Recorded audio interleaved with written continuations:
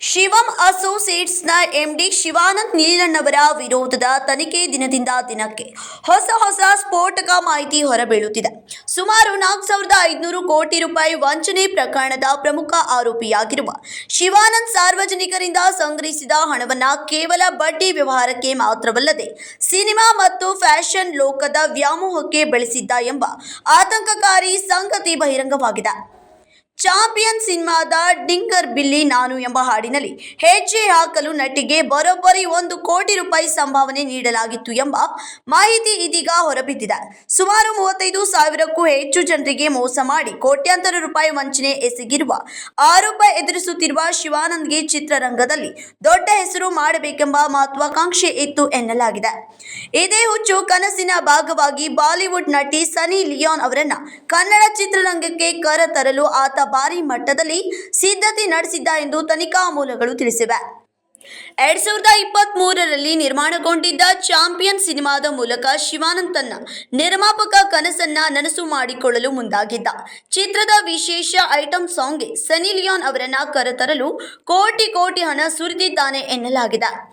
ಡಿಂಗರ್ ಬಿಲ್ಲಿ ನಾನು ಎಂಬ ಹಾಡಿನಲ್ಲಿ ಹೆಜ್ಜೆ ಹಾಕಲು ನಟಿಗೆ ಬರೋಬ್ಬರಿ 1 ಕೋಟಿ ರೂಪಾಯಿ ಸಂಭಾವನೆ ನೀಡಲಾಗಿತ್ತು ಎಂಬ ಮಾಹಿತಿ ಇದೀಗ ಹೊರಬಿದ್ದಿದೆ. ಸಾರ್ವಜನಿಕರ ಹಣವೇ ಕೈಯಲ್ಲಿದ್ದ ಕಾರಣ ಖರ್ಚಿನ ಬಗ್ಗೆ ಯಾವುದೇ ಲೆಕ್ಕಾಚಾರವಿಲ್ಲದೆ ಆತ ಚಿತ್ರರಂಗದಲ್ಲಿ ಅದ್ದೂರಿ ಪ್ರದರ್ಶನ ನೀಡಲು ಮುಂದಾಗಿದ್ದ ಎಂಬ ಆರೋಪವೊಂದು ಕೇಳಿಬಂದಿದೆ.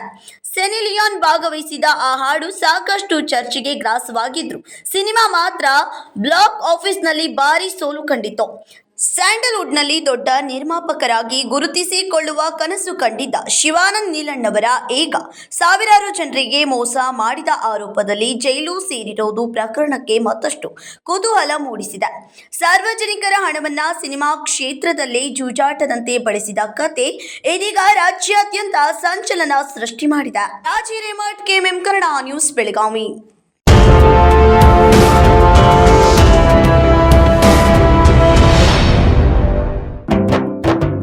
जले दीप अंगना में होगी रोशन दुनिया, पलकों तले छा जाए चांद तारों का साया, रंगोली में खिले रंग खुशियों के भी तराने, तन मन झिलमिल जाए हर पल होंगे सुहाने, ये अटूट बंधन खिले हर आशियाना, रंग वस्त्रों का खजाना मन भाए